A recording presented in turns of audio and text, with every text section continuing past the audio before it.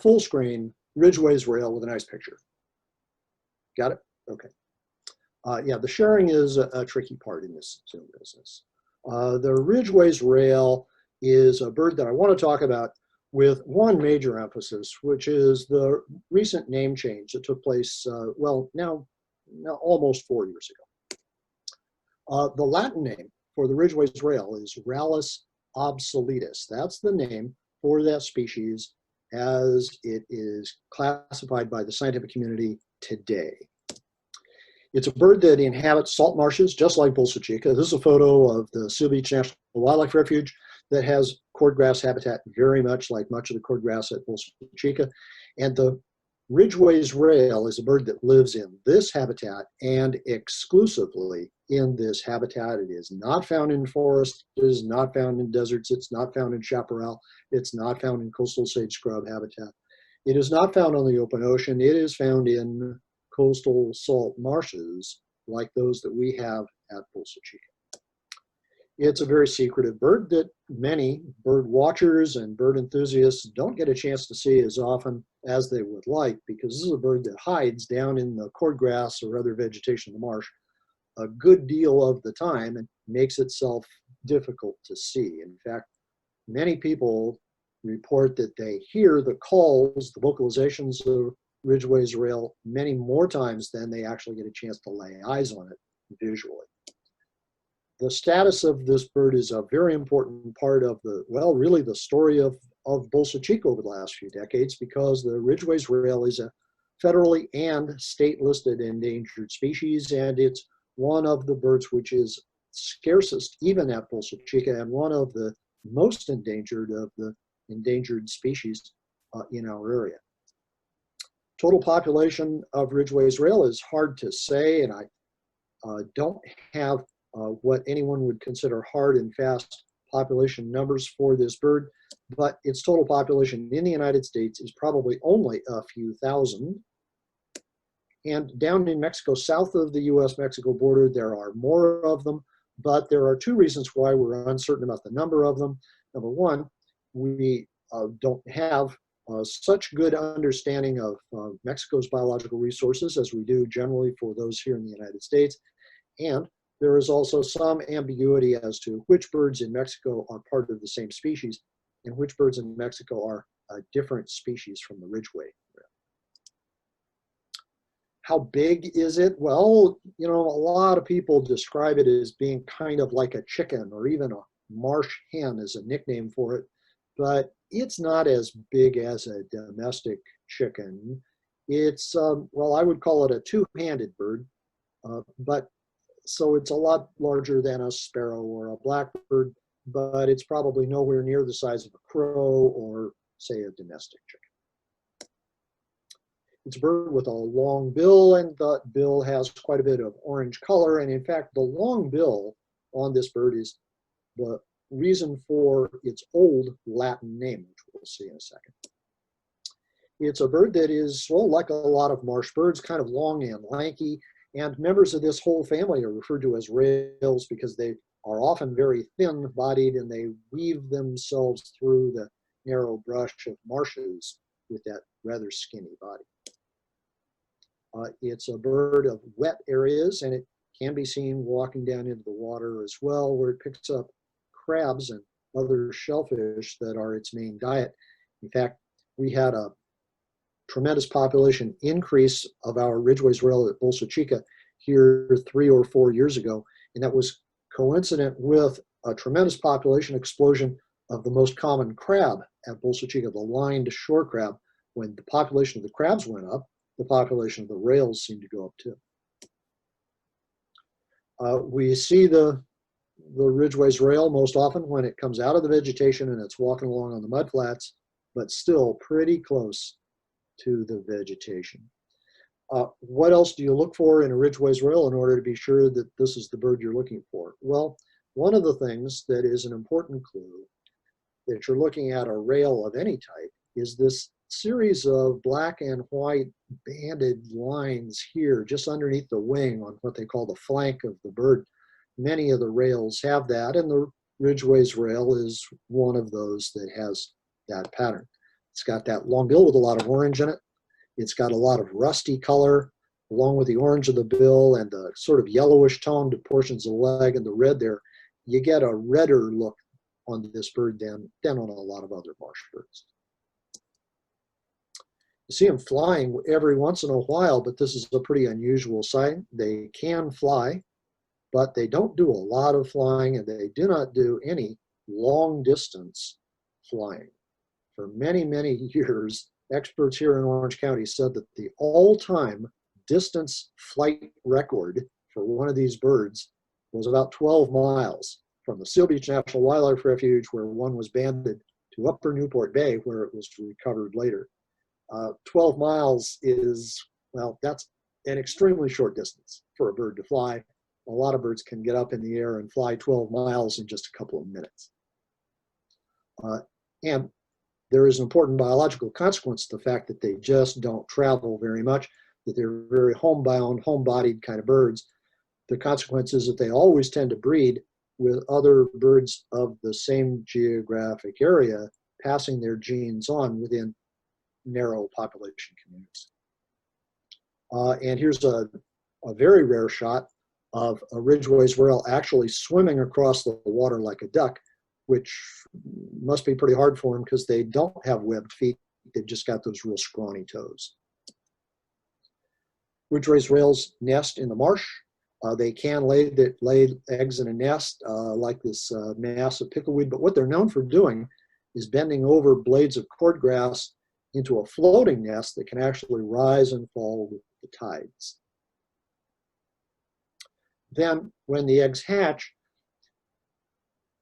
the eggs hatch into little downy-covered chicks that are beautiful little birds to observe, and those are a source of a fair amount of bird identification confusion because they don't look very much like their parents.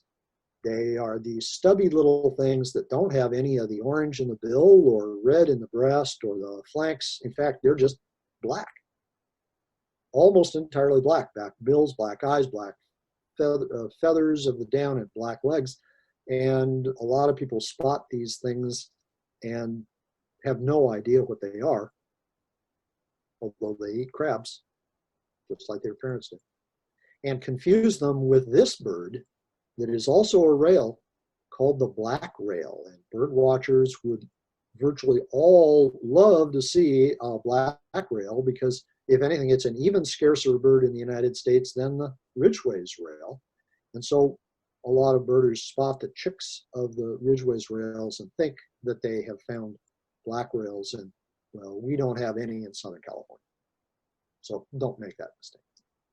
Here's another black rail. It's actually not quite as black as the chick of Ridgway's rail is. It's got that bright red eye and brown on the back and that speckled effect, and well, it's not as black as a rail chick.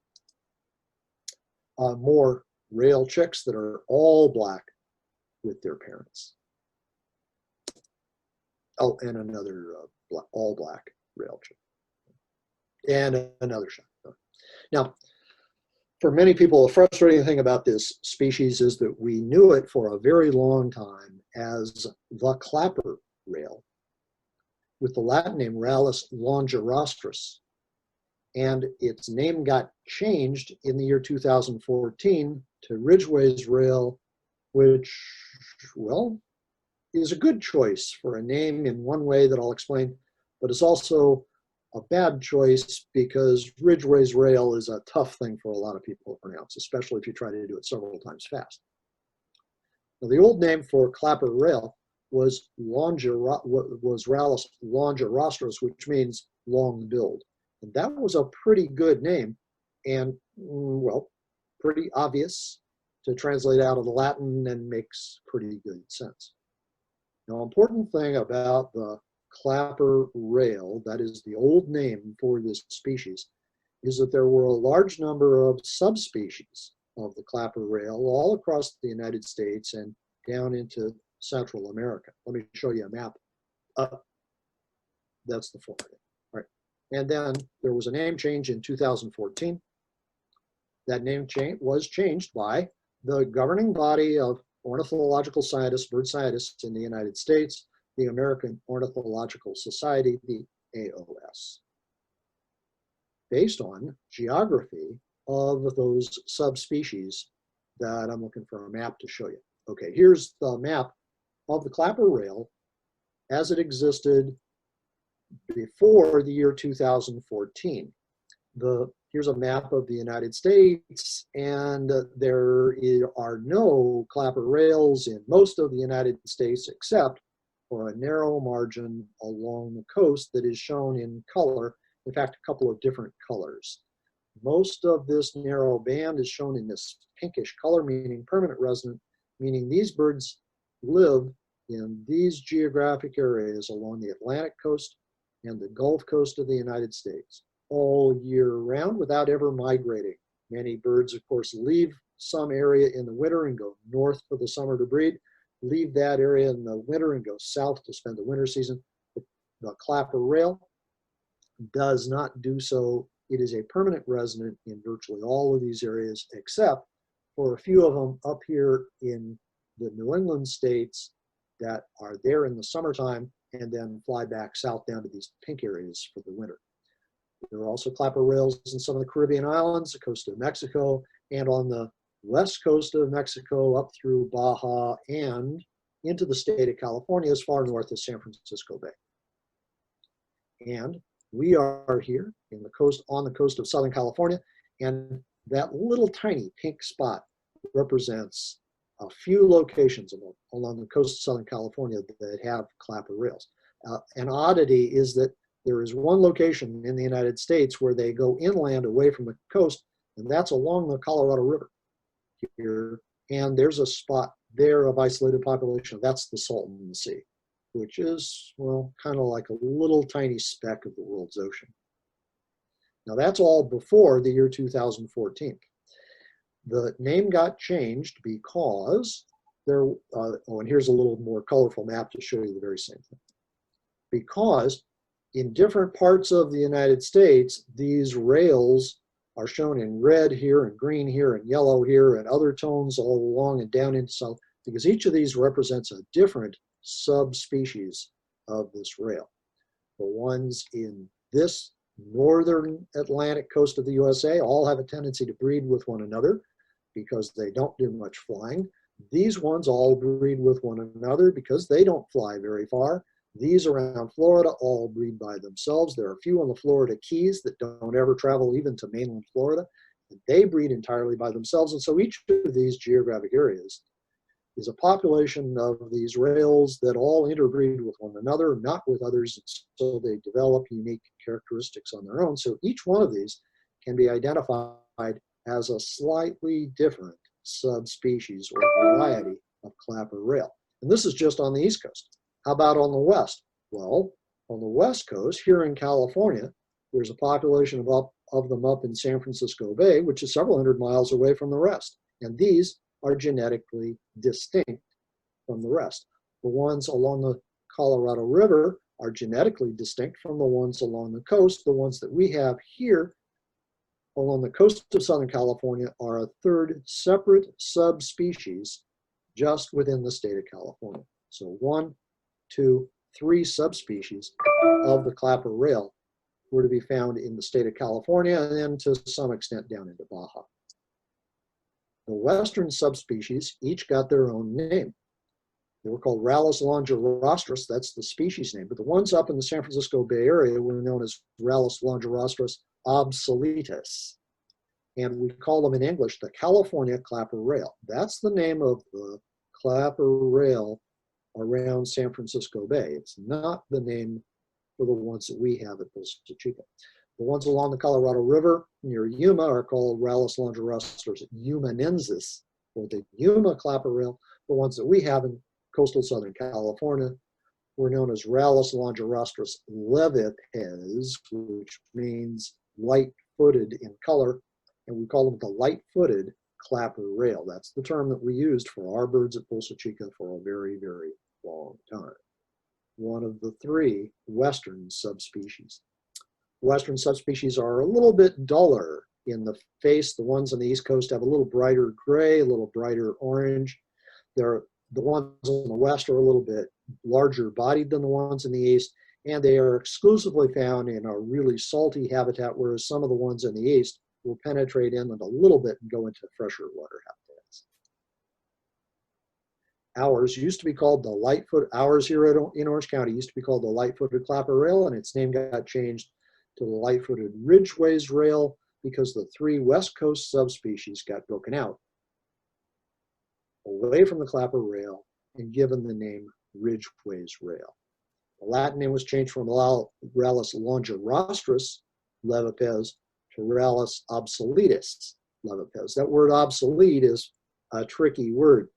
It looks like the word obsolete, and well, derived from the same root from Latin, but the meaning that's used by the scientific community for this word has more to do with forgotten than obsolete, because these birds are pretty obscure and they're easy to forget. They're in a marsh where they hide so much.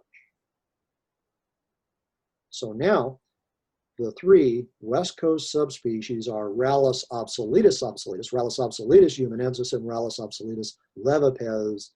The ones we have in Orange County are, in English, the light-footed ridgeways rail. The eastern subspecies, unfortunately, still retain the English name clapper rail. And so you have to bear in mind that the birds that are here at Bolsa Chica are no longer clapper rails, although there still are clapper rails in existence in the rest of the USA. The eastern subspecies is no longer called Rallus longirostris, is now called Rallus crepitans. And crepitan really means clapping. So that was one useful name change. So what about the ridgeways rail? Well, the ridgeways rail is found, oh, no, this is the wrong map. Yep, sorry, I grabbed the wrong one. Population of the ridgeways rail, all subspecies of the ridgeways rail are endangered species.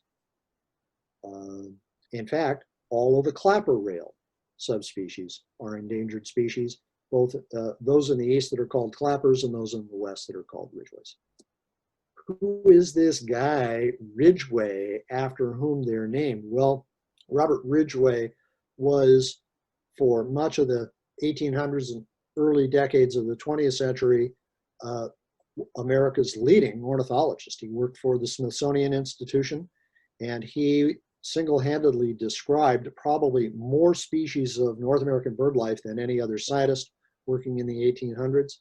And he wrote Birds of North America, the #1 leading scientific study of the bird life of the North American continent, and is really one of the great, well, if you will, patron saints of North American bird science. So it's something we can take as an honor that our bird has been renamed from kind of a humble name like clapper to being named after one of the great fathers of bird science. And another photo of Robert Ridgway in his youth. So it's now called the Ridgeways Rail. Where are they found? Well, the largest of all populations of the Ridgeways Rail anywhere in existence is at the Upper Newport Bay Ecological Reserve, or UNBR, in Newport Beach, California, just a few miles away from us. Bolsa Chica still has a rather small population, and we'll see just how small it is here in just a second. Largest population is UNBR, and that population at Upper Newport Bay is not very big. Somewhere in the range of 150 to 200 pairs is the total population at Upper Newport Bay, and that is the largest population anywhere in the world. And that means that the total population of Ridgway's rails is really only, at best, a couple of thousand rails in existence. That in turn means that this is a bird species that really is severely endangered, that could go extinct, is threatened with extinction as a very real possible future for the bird, because its population is so small. About the only good news is that here in Southern California, there are several different marshes up and down the coast of San Diego County, Orange County, Los Angeles County, and Ventura County that host the Ridgeways Rail, but every single one of those sites is important for the long-term survival of the rail.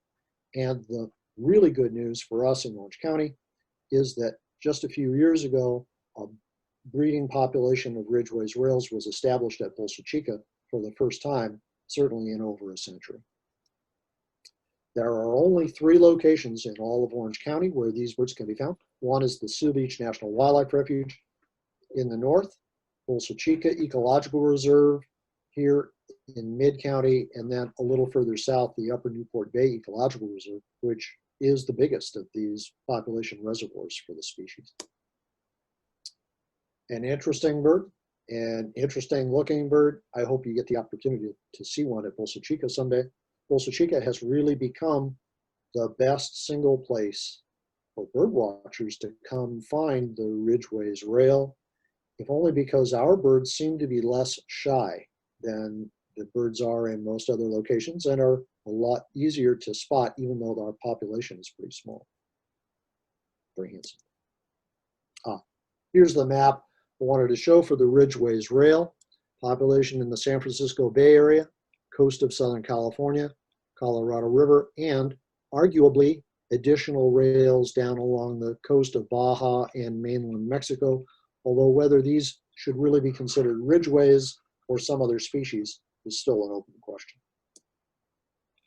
What about the birds at Bolsa Chica? Well, undoubtedly, before the year 1900 and the development of the gun club and then the oil operations at Bolsa Chica, the marsh at Bolsa Chica was open to the ocean and it was loaded with cordgrass, and undoubtedly Bolsa Chica had a population similar to that at Upper Newport Bay or Seal Beach. These other marshes probably each had hundreds of what we now call the Ridgeways rail. We don't have any scientific evaluations of those populations, and there's no way we can ever really construct what those populations might have been in early history of the marsh. But we do know that through most of the 20th century, there simply were no Ridgeways rails at Bolsa Chica. No one reported them up until about the year 2012. Now, to be honest, occasionally Ridgeways rails would be seen at Bolsa Chica. I've been in this area since the early 1980s, and I would see a Ridgeways rail at Bolsa Chica, every 3 or 4 or 5 years. But undoubtedly, these were just single birds that were arriving at Bolsa Chica in a flight between Upper Newport Bay and Seal Beach, and just decided to stop and look for a crab for a moment before flying on.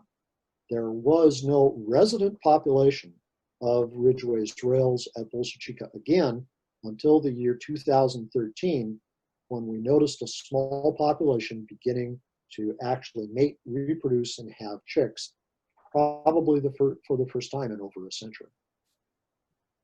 Current population is probably dozens. That is to say, 2 years ago, surveyors found about 2 dozen Ridgeways rails scattered all over the marsh. However, just this past May, just recently, within the last 2 months, an intensive survey was conducted by one of Orange County's leading rail experts, and he found only a total of 12 individual birds. Dick Zembel is that expert. He is a longtime friend of the Bolsa Chica and one of our leading ornithology experts in the county. He did his survey on the 12th of May. He found 5 mated pairs of rails for 10, and then 2 single isolated male individuals for a grand total of only 12. He plotted where he saw those individuals or heard them calling on this aerial map and put a P marker where he observed pairs here, here, here, here, here, and K markers for isolated males here and way down toward the turn, past the Turn Islands. I was a little disappointed to see this map because for the last couple of years, we've been seeing and hearing a fair number of these rails from this pocket marsh up here on the north side of the flood control channel. And I had assumed that there was now a stable reproducing population, maybe even of several pairs up here. but Dick Zemble's survey didn't turn any up in that area. That is a disappointment.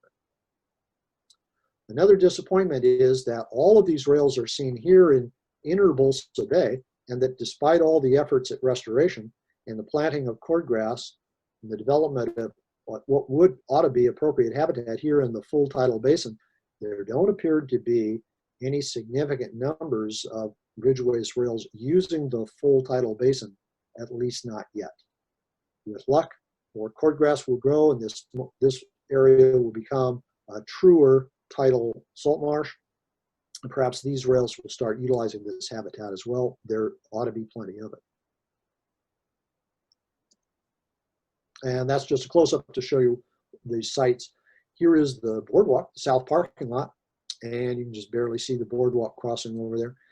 And you know that just to the north and just to the south are the areas where most people have been spotting ridgeways rails over the last few years. And then on the other end of the boardwalk in the marsh, just to the left and just to the right of the boardwalk. And then occasionally in this little strip of marsh near the rail past the big turn. Just to let you know that one of our great, a little bit about one of our great biologists in this area, Dick Zemble, is this tall gentleman here, former semi-pro basketball player in his youth, worked for most of his career for the United States Fish and Wildlife Service, and now is the head of biological work for the Orange County Water District, where he is largely in charge of managing the biological resources up at Prado Dam, where they have Bell's vireos and a number of other endangered species there. Now, what I've said is that the Ridgway's rail is a really endangered species. Well, the federal government and the state government have made major efforts to recover the population of these birds, and to some extent, those efforts have been successful, but they still have a long way to go because the rail populations are still much lower than we would like.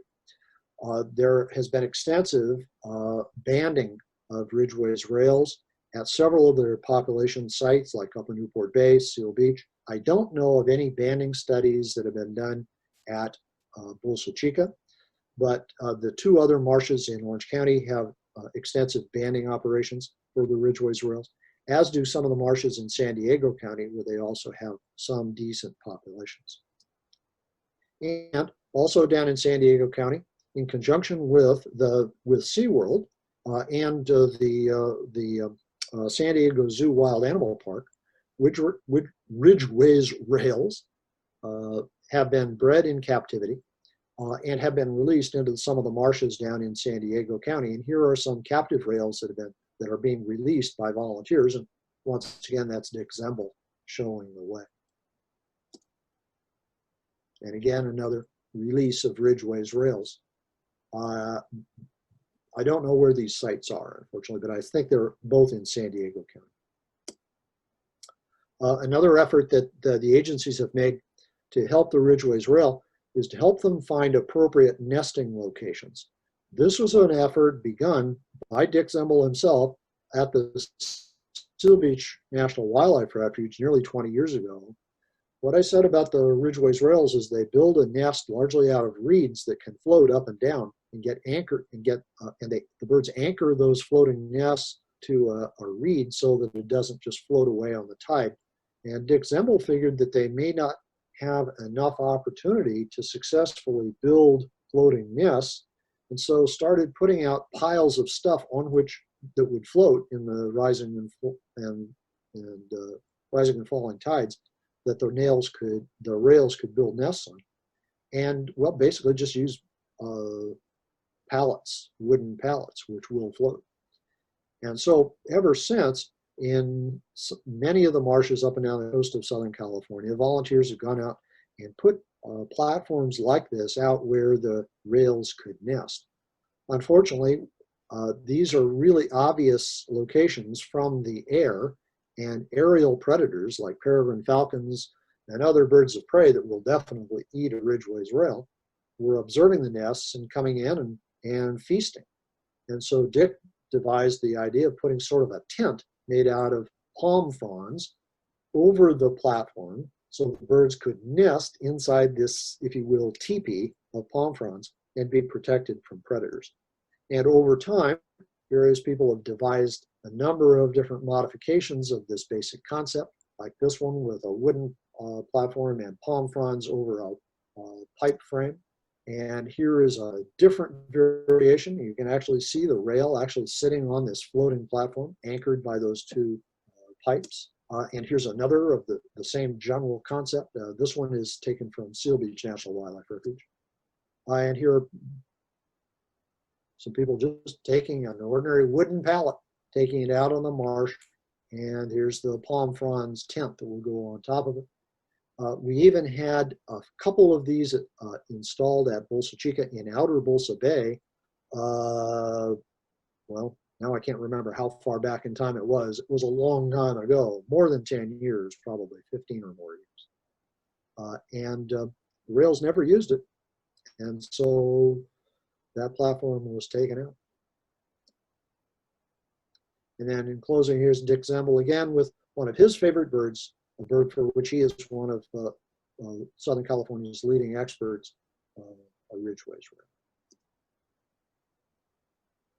Now, many people ask me, how can I find these darn things since they are so secretive? And what I've got to tell them is that, in all honesty, you will get two different pieces of advice from experts that are diametrically opposite. There is a pretty significant fraction of the birding experts in this world who will tell you that if you want to see a clapper rail, you should go out at high tide.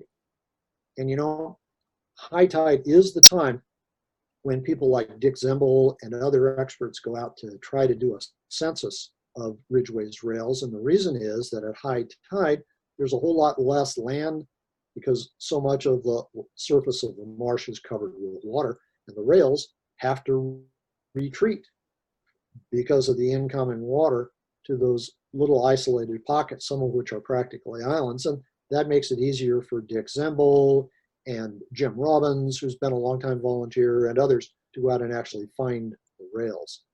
But my advice is to actually do exactly the opposite, which is to go out at a time of low tide, because at high tide, the rails are retreating away from the rising water, but they're doing their best to hide because, well, it's an intimidating circumstance for them. On the other hand, if you go out at low tide, well, then there's a lot more of this mud flat that's been exposed as the tide recedes, and the rails are likely to come out of hiding out of the marsh and look for the crabs or other crustaceans and mollusks on the mud flat. And I think we've got a better chance of actually laying eyes on a ridgeway's rail at a time of low tide than high tide.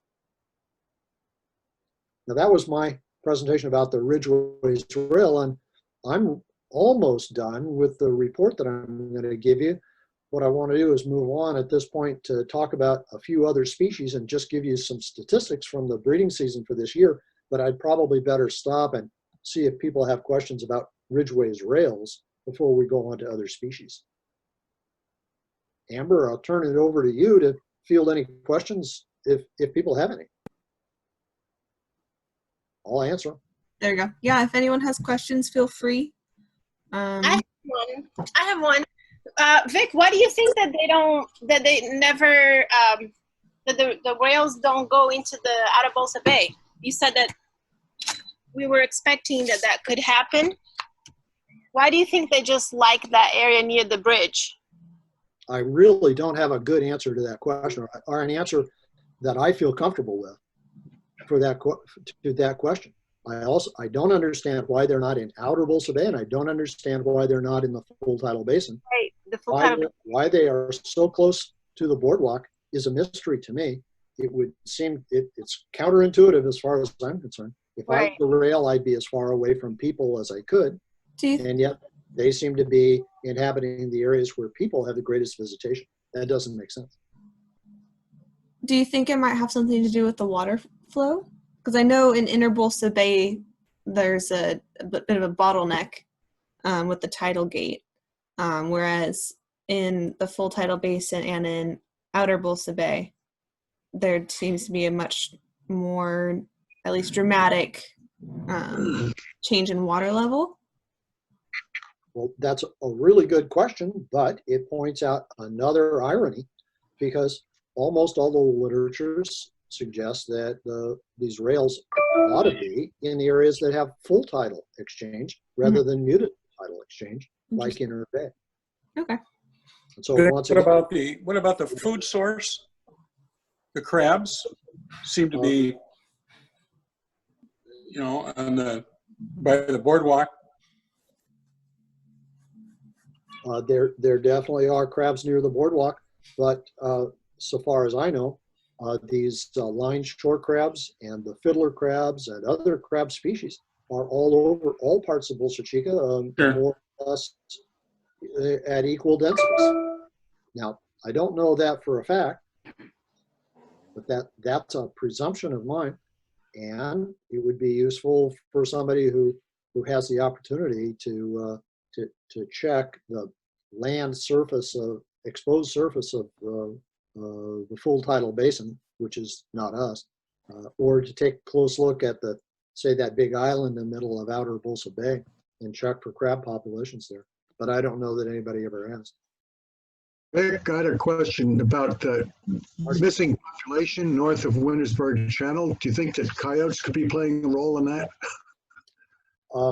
That's a possibility, but you know, there are coyotes virtually everywhere at Bolsa Chica. I don't know that north of the Wintersburg Channel is any worse than the rest of the Bolsa Chica area.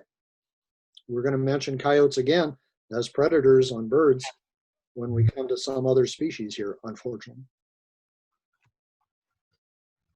I have one more question. Are these birds banded? Are they all marked?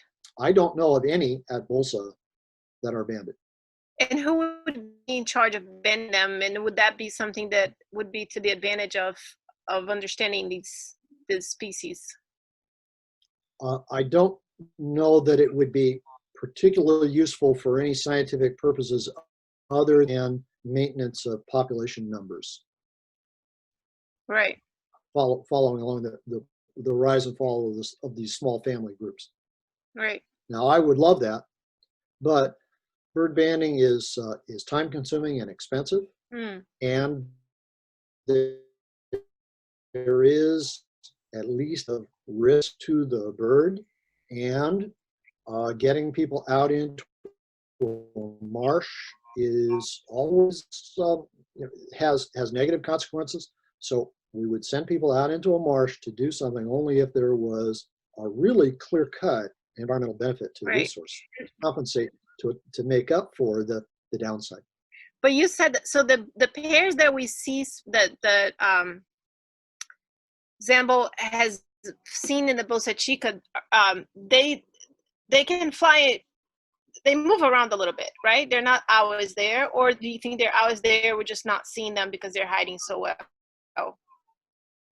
I think population of birds at Bolsa Chica that probably leave Bolsa Chica at least once in a while, heading north to Seal Beach and south to Upper Newport Bay. Yeah. But exactly the extent to which there is that kind of departure is impossible to say, because none of our birds have been banded.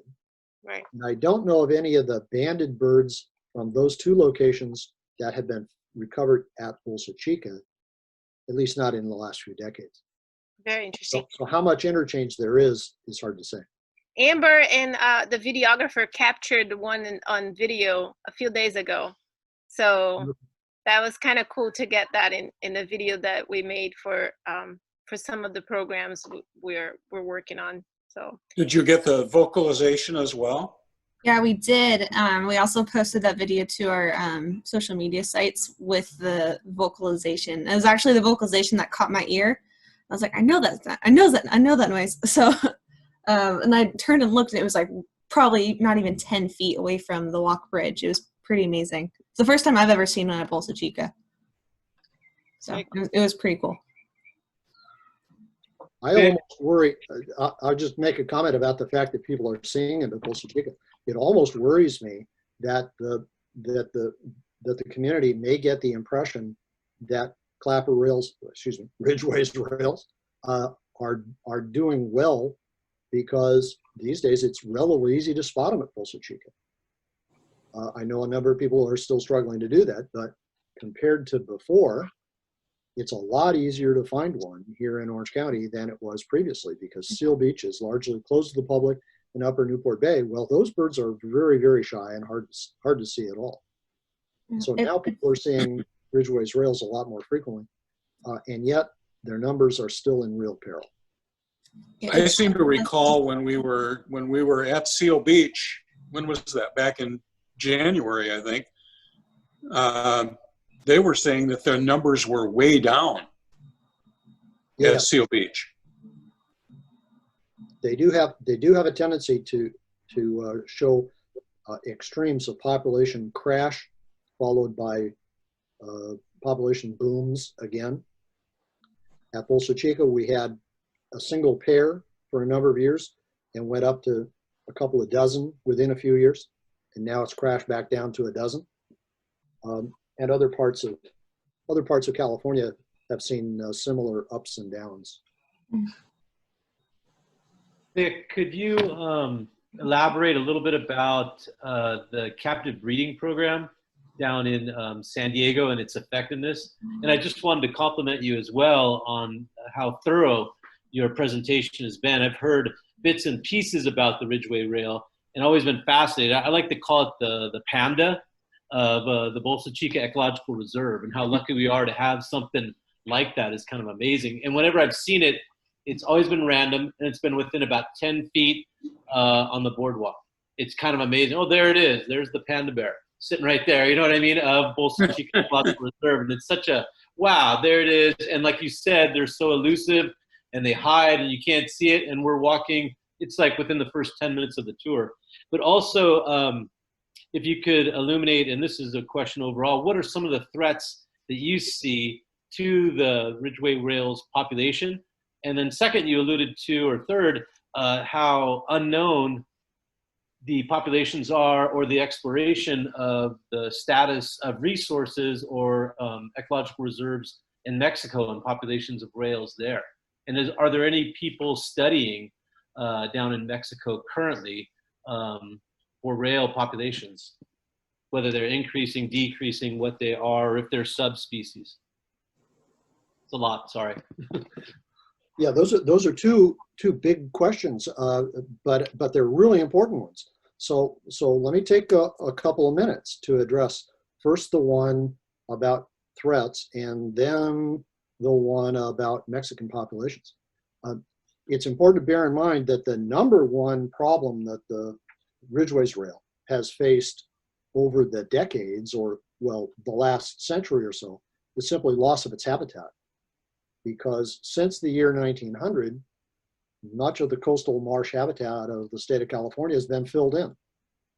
Here in Orange County and other parts of Southern California, a very large fraction, like 2/3 to 80% of our coastal salt marshes have simply been filled in and turned into, well, the city of Long Beach. Downtown Long Beach is all former coastal salt marsh. Much of the southern portion of Huntington Beach had been Ridgway's rail habitat up until about the 1950s, and it got filled in with fill dirt that was brought in on top of the marsh and tract homes built across it.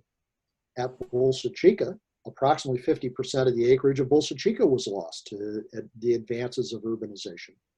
Seal Beach, Upper Newport Bay, all of these have lost a lot of their original acreage, as has the population of Ridgway's rails in San Francisco Bay, which has lost a very large fraction of the original acreage of San Francisco Bay's marshes.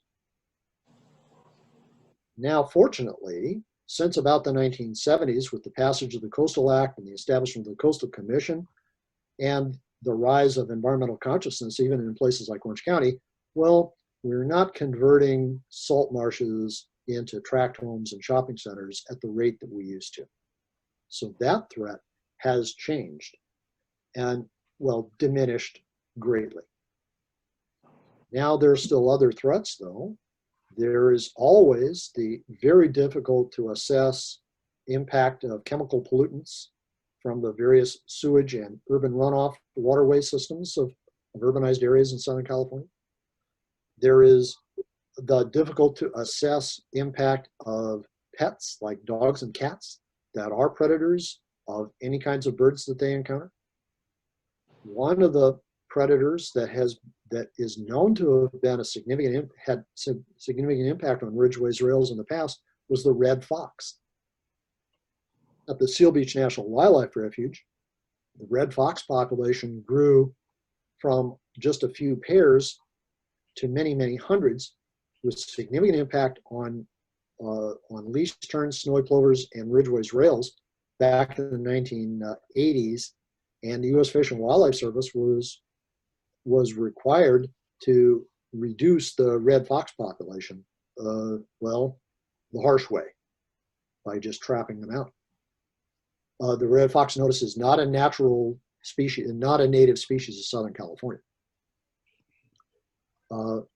And still to this day, there are threats from crows and peregrine falcons and northern harriers and other kinds of bird life that can predate a bird even in a marsh environment without having to swim.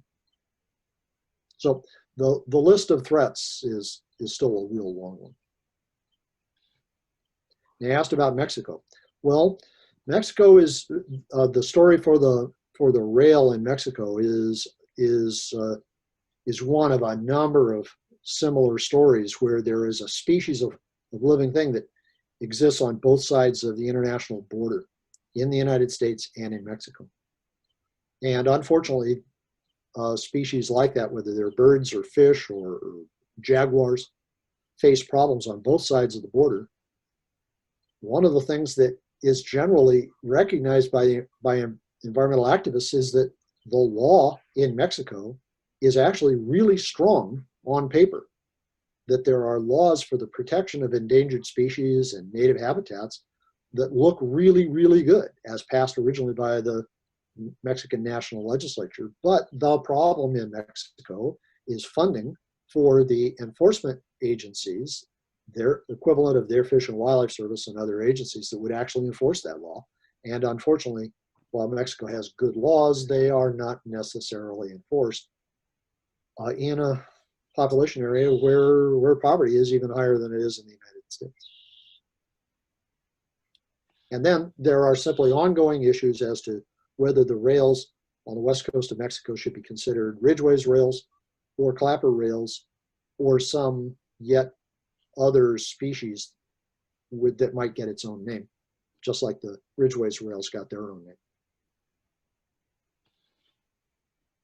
Fascinating. Thank you. Thank you, Vic. Yeah, See how dangerous it is to ask a big question, Thomas. Oh, I love the answer. Big answer. Okay. Incredible. Yeah. Great. Yeah, I think we'll hold all questions or rest of the questions for the end. If Vic, you want to. Okay, it won't take me very long then to go to my second part. I want to give you a brief update on birds at Bolsa Chica. Since here in July, we have already reached pretty far, we've gone pretty far through the summer breeding season, which by the middle of July has largely come to an end for most of our birds. And I just want to hit a few of the highlight species. One, the snowy plover, known as Charadrius nivosus by its Latin name, is a federally endangered species and one of the cutest birds in Orange County or really anywhere. And you know that they nest in Orange County basically only at Bolsa Chica.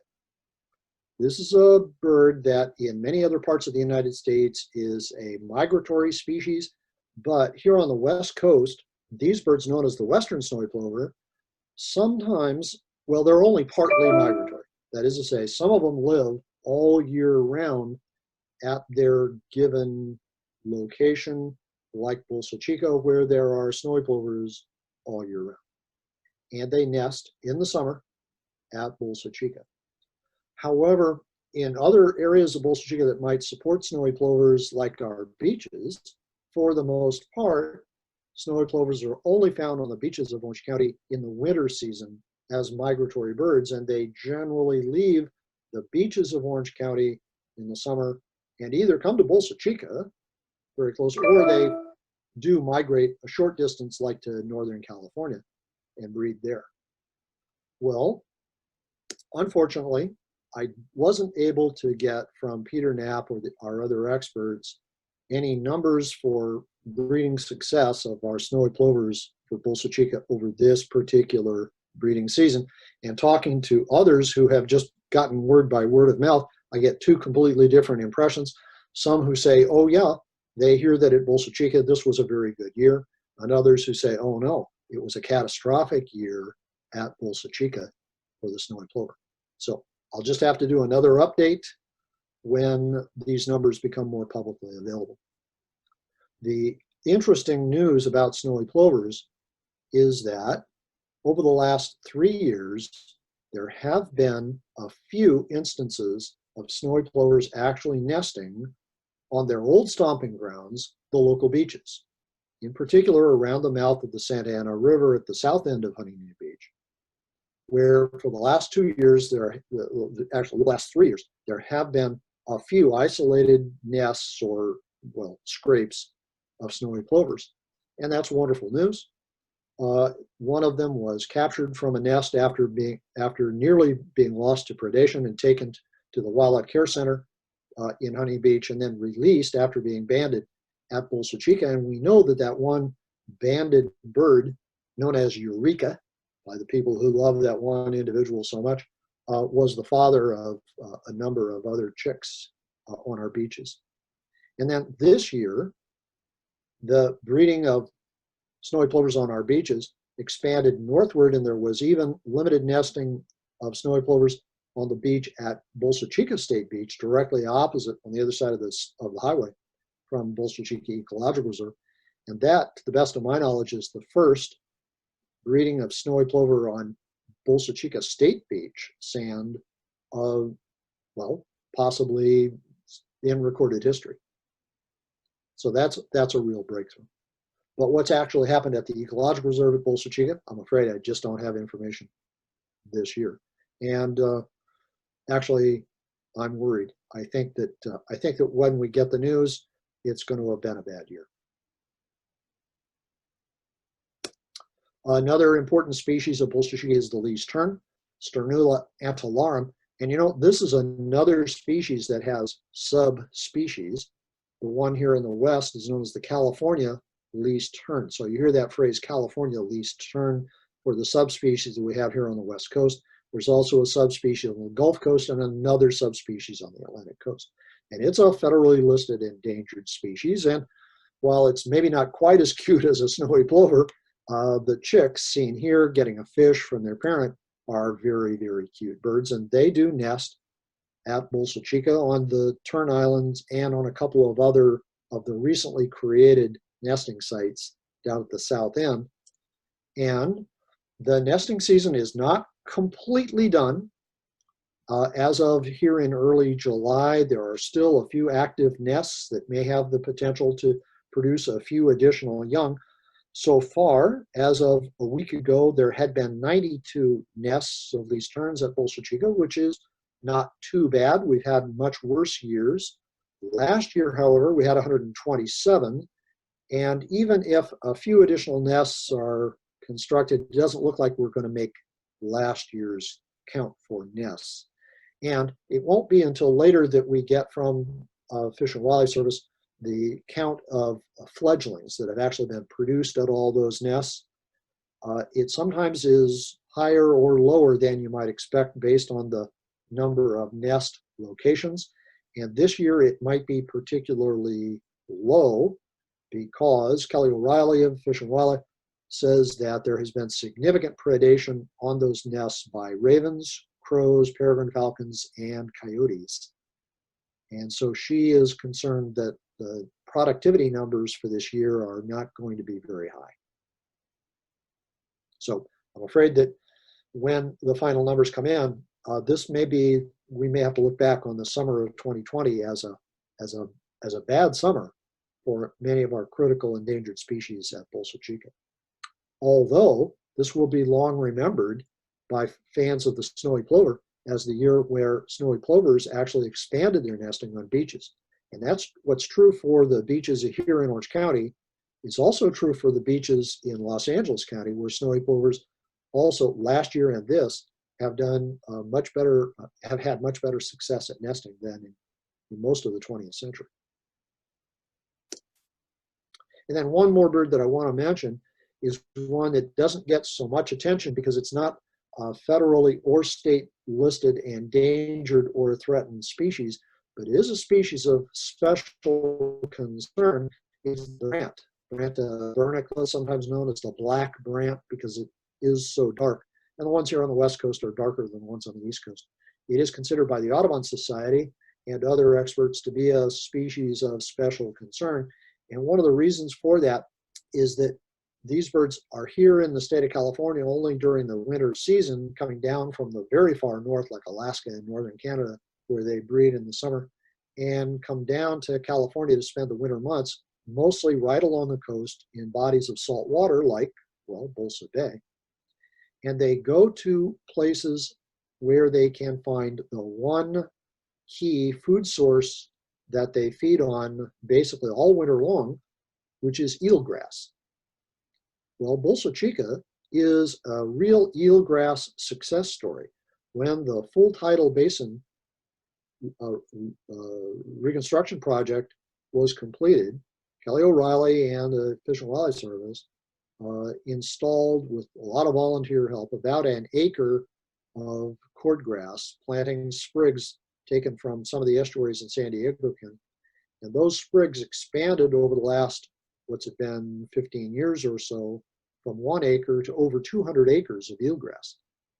This is a huge success for the eelgrass because it goes in the opposite direction where eelgrass has been lost and lost and lost again in almost all of the marshy and bay areas north of Bolsa Chica, like Humboldt Bay and San Francisco Bay, where eelgrass acreage is being reduced rather than expanded. And since the brant feeds exclusively on eelgrass, in most of those areas of Northern California, brant populations have gone down. Here at Bolsa Chica, our brant population's been going up since the restoration of the full tidal basin. And last year we had a record year with somewhat over 400 brant spending the winter. And that's good news for the brant population because there's good news about eelgrass. And that's the end of my presentation. That's what I've got about birds at Bolsa Chica for here in July. Thank you, Vic. Take questions for as long as people have any questions about these or other birds. Yeah, oh, go ahead. Vic, I've read about over the last 40 years, maybe a third of the total number of birds in the North American continent have disappeared. By the time species get to be endangered or threatened, the cost is considerable to address that situation. I know Terry Hill's on this Zoom meeting. I know at Bolsa Chica there are 2 bird surveys each month, and I know there's eBird and Audubon does surveys. Are there birds at Bolsa Chica whose numbers have plummeted? They're not in the threatened or endangered species, but they're spiraling downward, and I don't even know their names if that's the case. Well, your question about birds that are in trouble, both nationally and at Bolsa Chica, is a real important one. But first, I want to thank you for reminding me of something that I should have done at the very outset, which was to introduce Terry Hill, because along with Dick Zembel, Terry is one of the leading experts on the birds at Bolsa Chica. I tried to talk her into doing this presentation instead of doing it myself, but she declined. And as Jerry says, Terry is the coordinator for the 2 monthly bird surveys that are done both for the Bolsa Chica Ecological Reserve and for the Harriet Weeder Regional Park. And my hat is off to Terry for the great volunteer work that she's done for a very, very long time, and the dedication that she's shown to good science for Bolsa Chica. Terry? Yeah, hi, Vic. Regarding Jerry's question, I can't think of anything that has plummeted offhand. I'd have to think about that one. But basically, I'd say the birds have been pretty steady at Bolsa Chica. We do get people concerned because somebody will say, well, there's no ducks in the summer. Well, the ducks leave in the summer and come here during the winter. So we're having another survey tomorrow. So, but this is the summer months, so we don't have as many birds. But I just, off the top of my head, I can't think of anything that has plummeted. But anyway, back to you, Vic. Yeah, and I'll just say the same thing that Terry did, which is that over the decades that I've been in the Bolsa, working with Bolsa Chica, the establishment of the ecological reserve rescued a lot of birds like the Ridgway's rail that were on their way downhill, but by establishing the ecological reserve, we created some habitat for them, and that has stabilized their declining populations. So since the 1970s, I don't know of any Bolsa Chica related birds that have had any trouble. But and there's an obvious reason, which is that we created some habitat for them and gave them some protection. Now, in the rest of the United States, bird populations have been on a continuous decline in many parts of the country because habitat is still being chewed up on a daily basis. I have one more comment. Jerry, does that? Vic, I have one more comment. Your thought? What do you think? One more comment about the ridge-raised rail. I'm surprised that Dick Zimble didn't find any in the pocket pond because we've had them. I've had them at least a couple of times as I'm walking along the channel on the edge of the pocket pond, that they get hidden in the pickleweed there and start calling off, and you can't see them, but you hear them.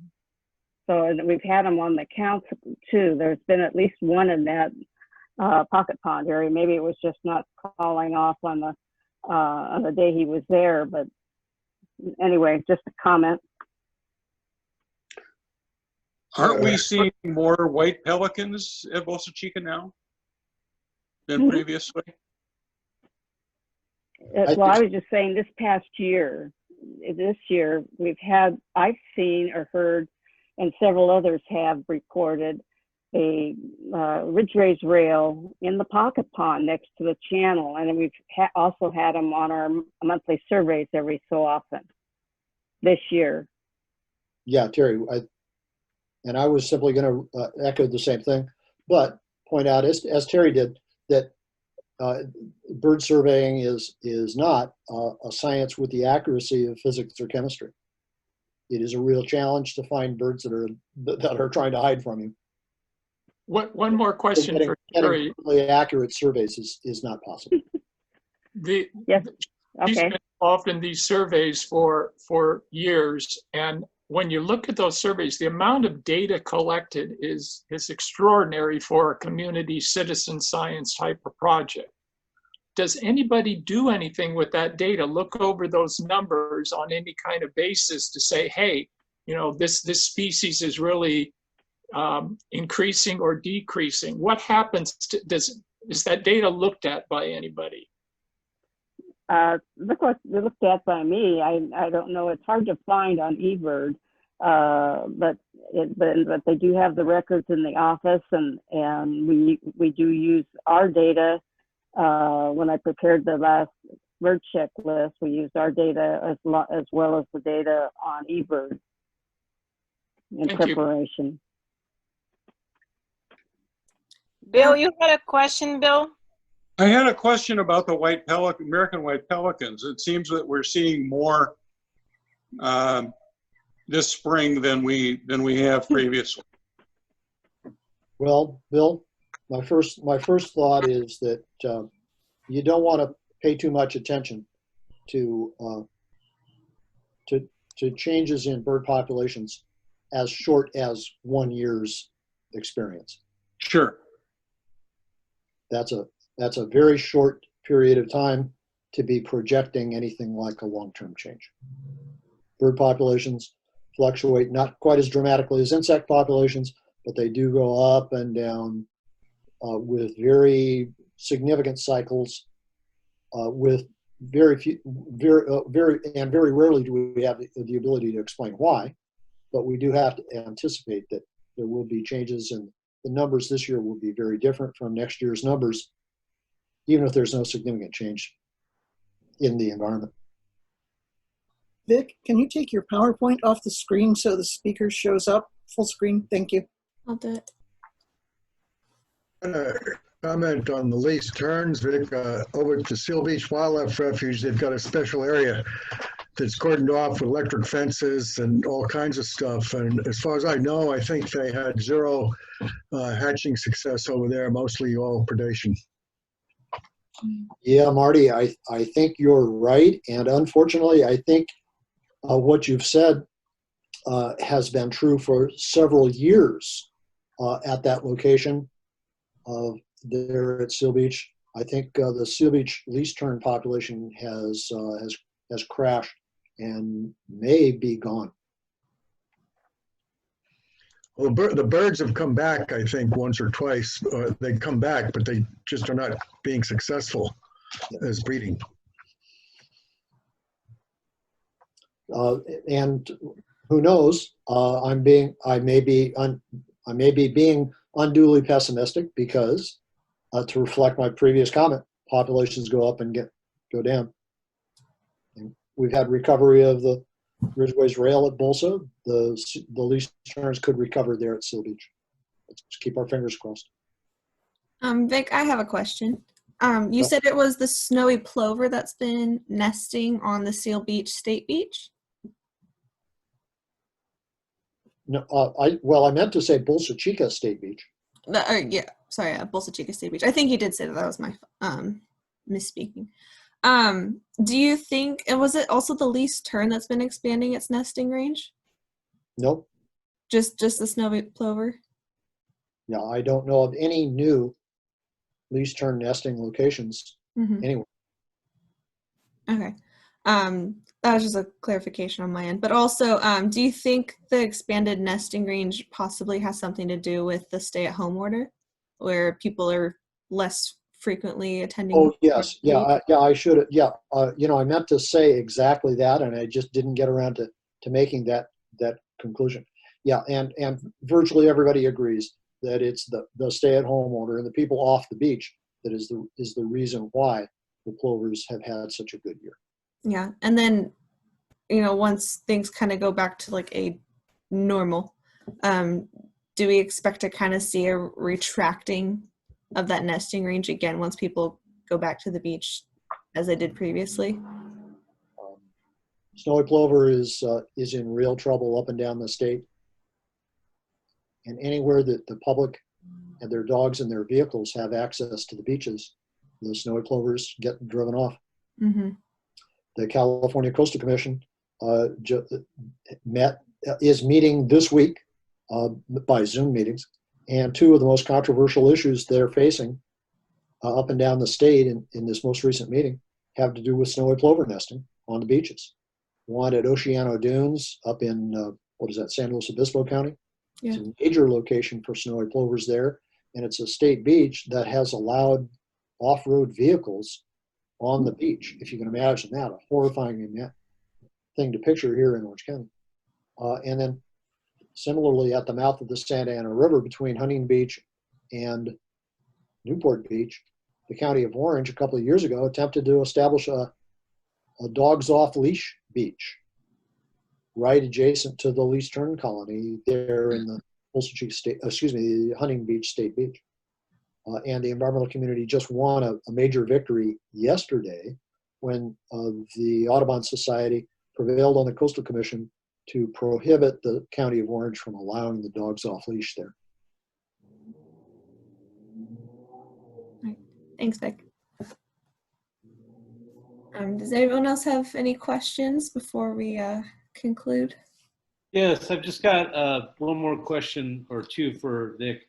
And while we got you here, can you look backwards and look forwards? Can you tell us a little bit about what you're most proud of over the last 30 or 40 years, but also take a look towards the future and what are the greatest challenges facing Amigos de Bolsa Chica as we look forward to the next couple of years that you think we need to attack, if you can? Well, thank you for that first question, Tom. I like the way you put it, because I really would have to say that the number one biological success of the Amigos de Bolsa Chica and the environmental community in preserving Bolsa Chica is represented by the reestablishment of the Clapper Rail, the Ridgeway Rail at Bolsa Chica after its absence of a century. Bringing that one species back, in my view, is the highlight biological achievement of all of our environmental efforts. And now going forward in the future, well, I think the challenge will be to preserve that population, because it is still a really small fluctuation. It is still subject to predation by predators, including cats and dogs, and possibly even the red fox from time to time. And there are threats of pollution and sedimentation and all the other kinds of impacts that the 8 million people that live around here can have on Bolsa Chica. And that will be a big challenge. Vic, I'd like to go back to the early 1980s and your leadership in Hands Across the Sands and preserving Bolsa Chica itself from development into a marina. Clapper Rail would not have been possible without that. Clapper Rails at Bolsa Chica would not have been possible if we hadn't preserved the Bolsa Chica and blocked the marina plan that Luann is referring to. Everyone with a love of Bolsa Chica needs to understand that Bolsa Chica came very, very close to being turned into another Huntington Harbor, another boating marina, with thousands of boating slips, thousands of residential units, high-rise hotel and commercial buildings, and just a tiny little patch of wetlands compared to what we have today. And the Amigos de Bolsa Chica, together with the California Coastal Commission and under the leadership of people like Mel Nutter, were able to prevail and block that development so that we could establish the large-scale ecological reserve that we have today, and so that we could get reestablishment of Ridgeway's Rail back once again. Yeah, Vic, I have a comment. That historical context is a really important part of the story. Vic, a comment on the protection of the Bolsa Chica. I think of all the things I've seen around the country in terms of environmental accomplishments by a community group, I think that the Bolsa Chica event was probably the most significant and powerful community event that I've ever seen. Well, Marty, I won't disagree with you. And I love to tell the Bolsa Chica story. Wherever I go and talk to environmentalists, they are awestruck that the Amigos de Bolsa Chica were able to prevail against really formidable, politically powerful and prosperous developing interests, and to do so in Orange County, California, with its reputation for political conservatism. And the message that I like to get across is that in every community, even politically conservative people can be awakened by a rational, well-articulated message of how it is